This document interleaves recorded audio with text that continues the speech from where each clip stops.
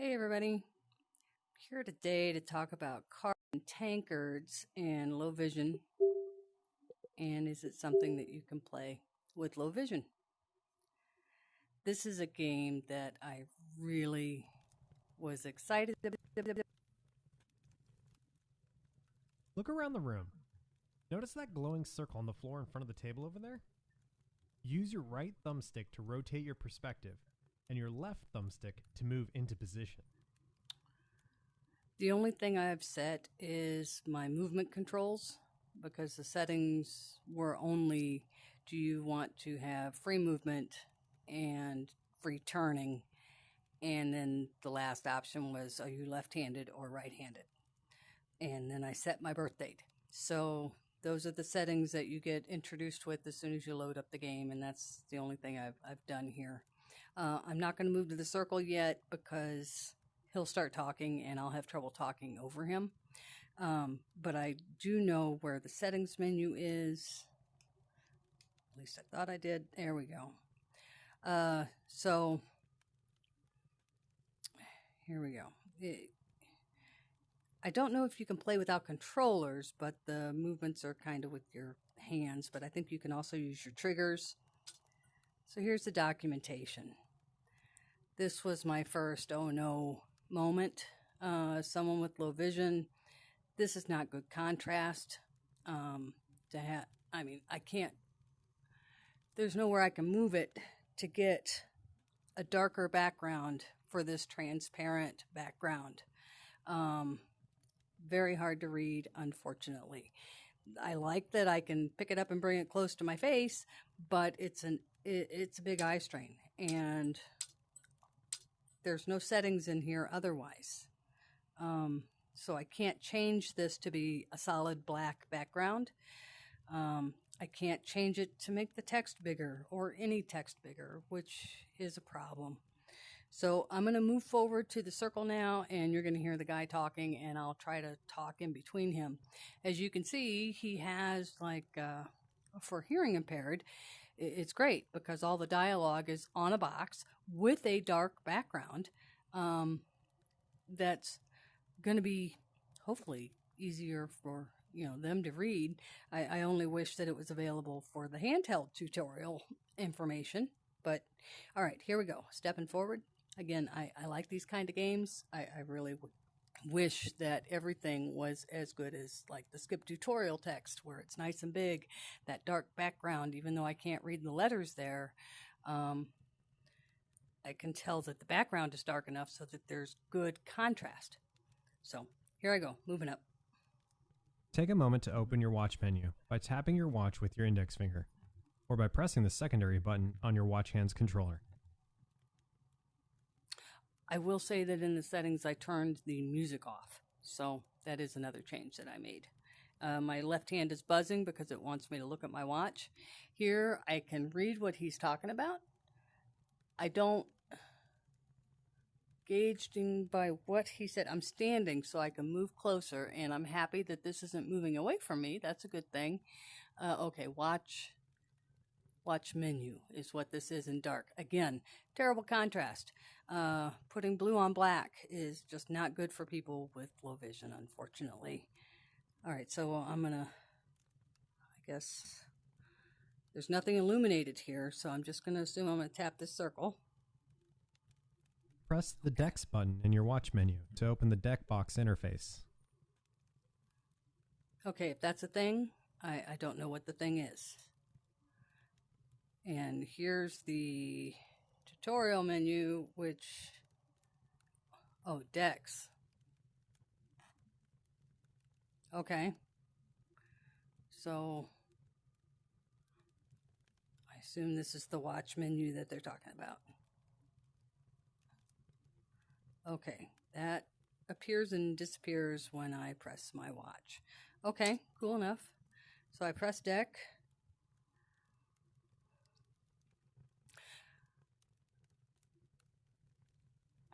The interface is open. I don't see anything going on.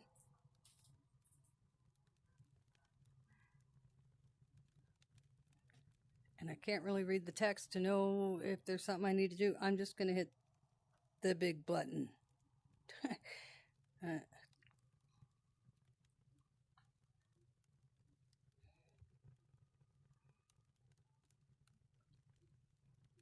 I assume there's supposed to be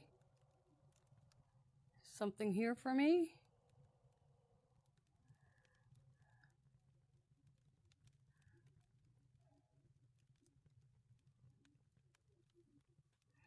I saw a pointer, maybe a pointer.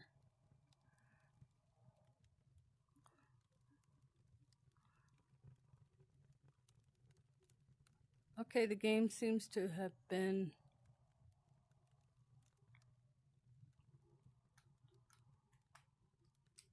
Use your controller's grip function to grab the tutorial deck box from the deck box interface.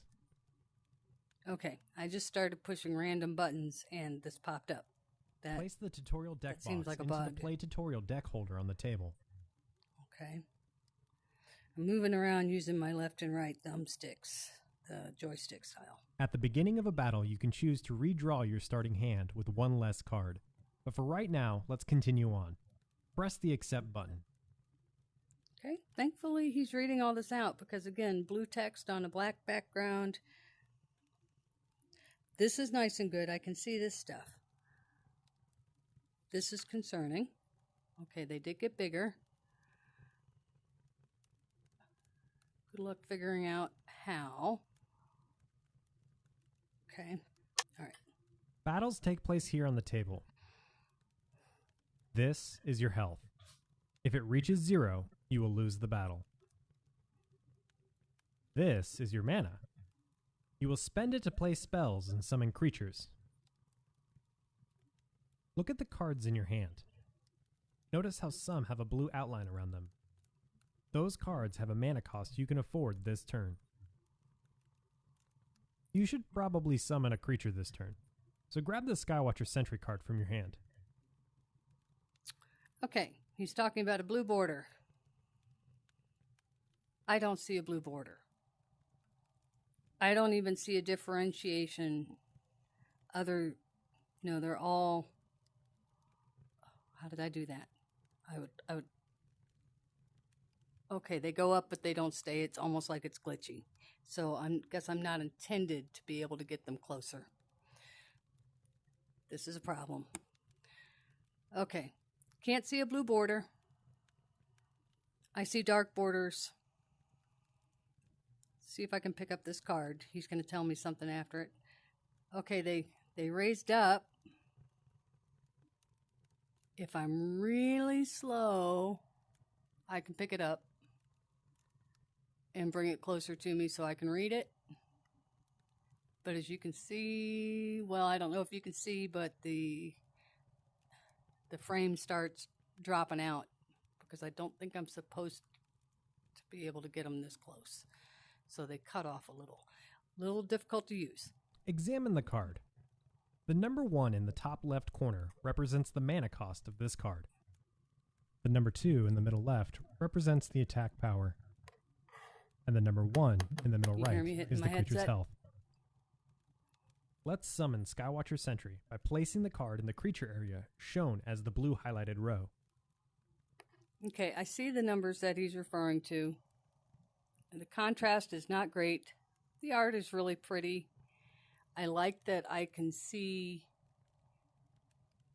the white text on black, but I don't like that it moves around a lot. It doesn't like me having it this close. And I'm hitting my headset with my controller trying to bring it this close. That is an issue. And I'm also looking to see if I can see a blue border. I don't see anything that looks like it would be distinguishable for me from any other dark color, and that's sad. I can see the 1, 2, and 1 that he referred to, but it's not great. And because he told me that says Skywatcher Sentry, I can make that out, but I cannot make out the small writing that's in this box above the big plain white field. If there's anything in here, I also can't see it. But I do appreciate that this is nice and contrasted. I do wish it could be enlargeable. All right, he says to lay it down. This doesn't look blue to me, but my colors are jacked up, so at least it's highlighted. Great job. Nice Skywatcher animation. Sentry is now a friendly creature under your control. Okay, that's cool. It is important to note that your mana was reduced by 1 in order to summon Skywatcher Sentry. Okay. Since Skywatcher Sentry was just summoned, it is exhausted. This means it can't attack or use activated abilities this turn. Speaking of abilities, point at Skywatcher Sentry to examine it. The wing icon represents a passive ability called Flight. This means Skywatcher Sentry can only be blocked by other creatures with flight or ranged. As you encounter new cards, remember you can always examine it to learn more about it. Since your mana has reached 0 and you have no creatures that can attack, let's end your turn. Grab the hourglass with your grip button and flip it over. Okay. I was able to see the wings on this card. I assume during a regular game that I can look at these at will.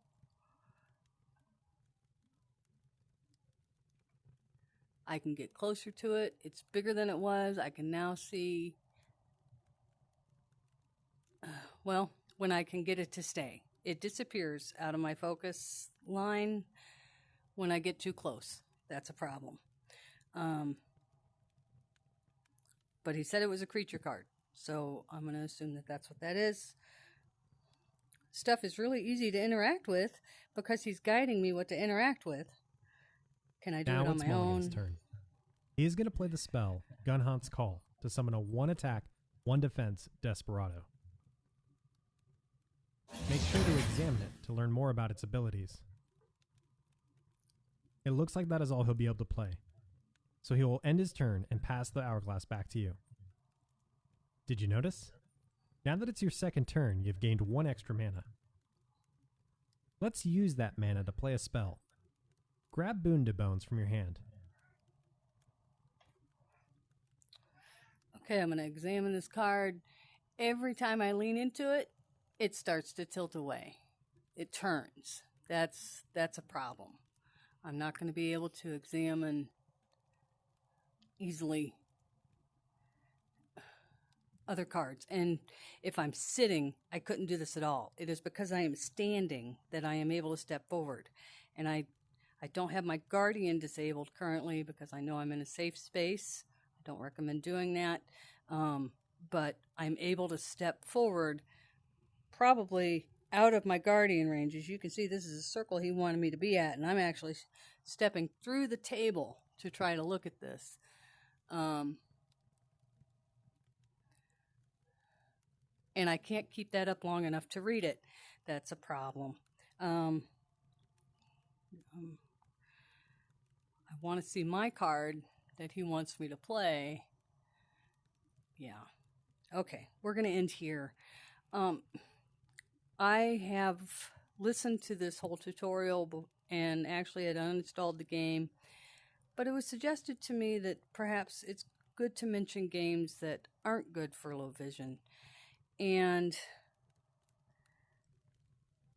this game could be good for low vision if they just made some adjustments so that people could actually examine things closely without having to strain as much and not having to actually physically move your body, not just leaning, to be able to see things. Demio does a great job at allowing you to bring things as close as you need to and still having it legible. It doesn't fuzz out. It has good contrast. These, at least the cards, I can see that the print, when it is on the bottom and not bouncing, is black on white. I'd prefer this white on black with no blue. Thank you very much. But guys, Cards and Tankards folks, if you're watching, please make accessibility options for people with low vision, and you'll have at least one more new player. I think your animations on your figures are lovely. I mean, this is awesome. The detail is fantastic. I can tell that it's moving. It looks like a little bat. It's just really, the detail is just incredible. I'm so impressed. I wish I could play it. But in the state of how things are currently,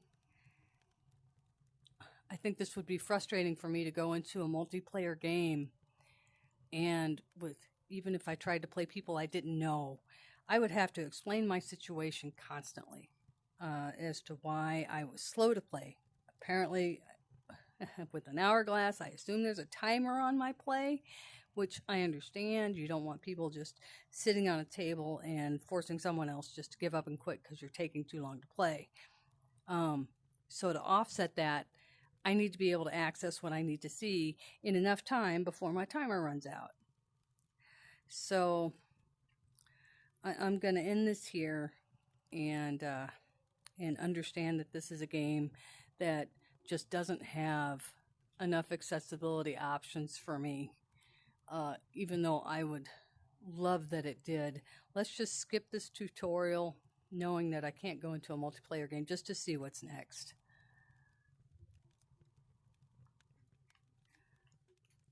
If I can. Apparently I can't. It would appear that I am unable to. I mean, the animations are just really neat. I love that he has a potion bottle. That's really cool. At least I think that's a potion bottle. It's lit up. Oh no, it's a hand. Okay, those are his hands. I thought he had a potion bottle hanging off his belt. I think that would be kind of cool. Oh, and I've got myself, there we go. Yeah, I'm disappointed that this is a game I can't play. Sorry. I wish I could. But this will be uninstalled and free up memory for games that I can play. Thanks for watching, and I'll see you next time. This has been Cards and Tankards for Can You Play It with Low Vision? And unfortunately, unless they do an update that creates better options and better settings for people with low vision that need high contrast, at least very low vision people aren't going to be able to play it. Maybe if you're not legally blind and you have 2100, maybe it's doable. I don't know. I can't speak to that because, obviously that's not even close to where I'm at with my vision. I'll see you next time, hopefully with better news. Bye.